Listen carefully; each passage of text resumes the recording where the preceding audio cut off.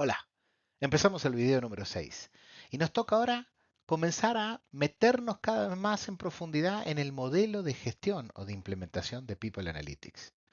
Ya hablamos en general de los 6 pasos y también en la sesión sincrónica nos involucramos y vimos en profundidad los pasos uno, el paso 2 y el paso 3.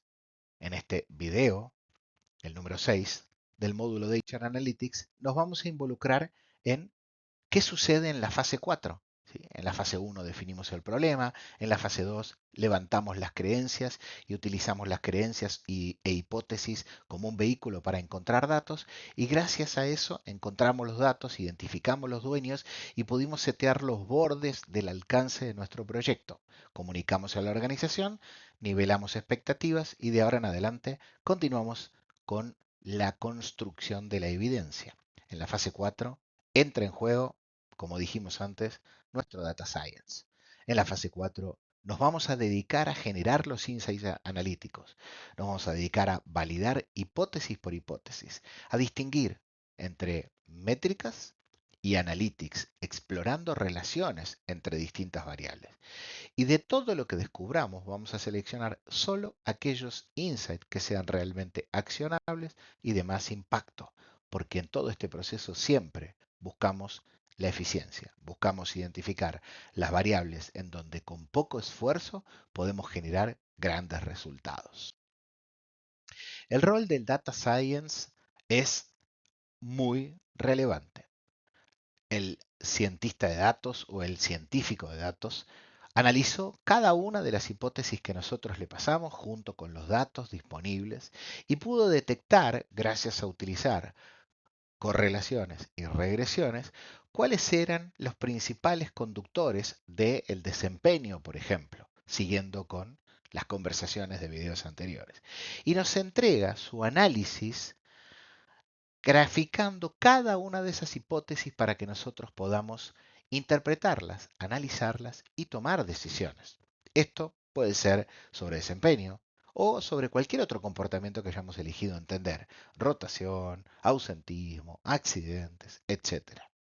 Básicamente, nuestra responsabilidad en este punto es analizar la información y profundizar en el entendimiento del comportamiento buscando ¿dónde podemos hallar esto que vamos a llamar la causa raíz? Y esto requiere hacer como un doble clic sobre algunos análisis.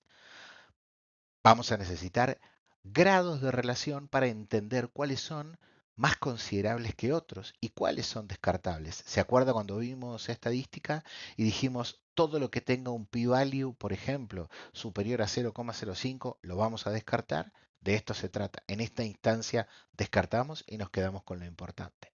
Y vamos a quedarnos con aquello que realmente vale la pena considerar. Vamos a solicitar las escalas de impacto para distinguir sobre los insights más valiosos y cuáles son menos valiosos.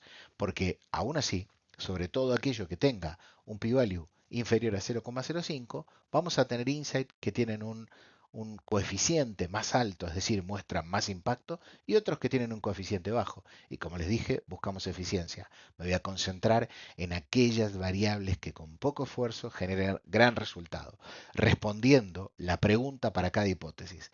Esta variable independiente, x, ¿cuánto puede explicar en n del cambio en la variable dependiente y, por ejemplo, ¿sí? O dicho de otra manera, cuánto de el cambio de un gerente en un punto de venta permite explicar un cambio en la cantidad de ventas que genera ese punto de venta o en la rotación de personal, etcétera.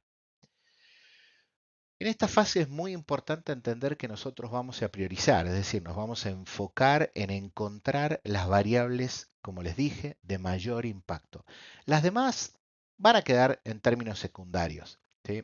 Primero descartamos las que no muestran relación, las que no pueden explicar impacto. De todas las que muestran impacto, la recomendación, concéntrense en las 3, 4, máximo 5 variables que más impacto muestran. El resto guárdenlas para futuros análisis y futuras iniciativas. Un ejemplo real de profundización de esta interpretación tratando de encontrar causa raíz. Una compañía muy importante, retailer en Chile, tiene la creencia, la hipótesis de que los empleados con contratos más largos tienen menos rotación y que además los empleados con jornadas distintas a las que dice su contrato tienen más rotación. Entonces lo que hicimos fue un análisis partiendo primero por entender el riesgo de renuncia, aquí tienen la probabilidad de renuncia en el eje vertical, y en el eje horizontal la cantidad de horas que trabajan las personas en la jornada semanal. Vimos que las personas que trabajan mayor cantidad de horas en su jornada laboral semanal tienen menos riesgo de renuncia y el 50% del riesgo de renuncia está en 35 horas a la semana. Es decir, toda persona que trabaja más de 35 horas tiene menor riesgo de renuncia, menor del 50%. ¿Esto quiere decir que le tenemos que dar 35 horas a todos los empleados por igual? Bueno, no. Primero hay que empezar a entender y a desarmar esto, ¿sí? Hacer doble clic a esto llamamos buscar la causa raíz. ¿Es un tema de horas o es un tema de expectativas? Digo, si la compañía tiene distintos modelos de contrato de distintas horas a la semana, ¿es importante la cantidad o es importante que respeten lo que dice mi contrato? Entonces analizamos esto. Las personas que trabajan una cantidad de horas distinta que la que dice su contrato, ¿tienen comportamiento distinto en términos del riesgo de renuncia? Y descubrimos que sí. Las personas que tienen jornada distinta de lo que dice su contrato tienen menos riesgo de renuncia. Entonces parecía que las expectativas tienen cierto efecto. Por lo tanto, empezamos a analizar la cantidad de horas en función de la expectativa. El primer análisis fue medir el riesgo de renuncia contra la diferencia de horas respecto del contrato. Vimos que cuando la gente trabaja la misma cantidad de horas que dice el contrato, es decir, el cero aquí abajo, porque no hay diferencia entre contrato y trabajado, entonces el riesgo de renuncia está en el 50%. Y cuando trabajan más horas que las que dice su contrato, el riesgo de renuncia baja, mientras que si trabajan menos horas que las que dice su contrato, el riesgo de renuncia sube. Y esto sucede porque la percepción es, trabajé menos que lo que dice mi contrato, me siento perjudicado. Si trabajo más, me siento beneficiado porque me llevo más horas extra. Ahora, ¿esto es igual para todos? No, no necesariamente. Aquellas personas que habían aceptado un contrato de 30 o 40 horas a la semana tenían este comportamiento. Más horas que las que dice su contrato, menos riesgo de renuncia. Pero las personas que habían aceptado un contrato corto de 25 horas o menos horas a la semana, si trabajaban más horas que las que dice su contrato, aumentaban el riesgo de renuncia. Esto sucedía porque las expectativas estaban seteadas también en función de los que las personas buscan.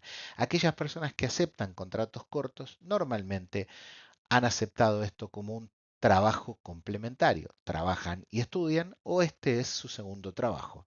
Si les damos más horas de trabajo, los perjudicamos en su otra actividad que ellos consideran principal, por eso aumentan el riesgo de renuncia. Este es el insight accionable y la causa raíz.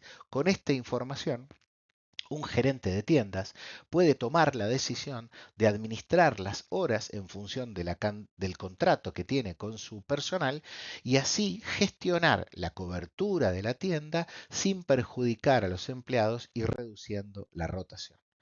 Esto que les acabo de compartir es un ejemplo real y muestra claramente cómo, aún partiendo de una pregunta o una hipótesis genérica, puedo ir profundizando con los mismos datos ciertas aperturas hasta que encuentro la causa raíz que la convierte en algo que se puede convertir en una toma de decisiones simple para la organización. Nos vemos en el siguiente video.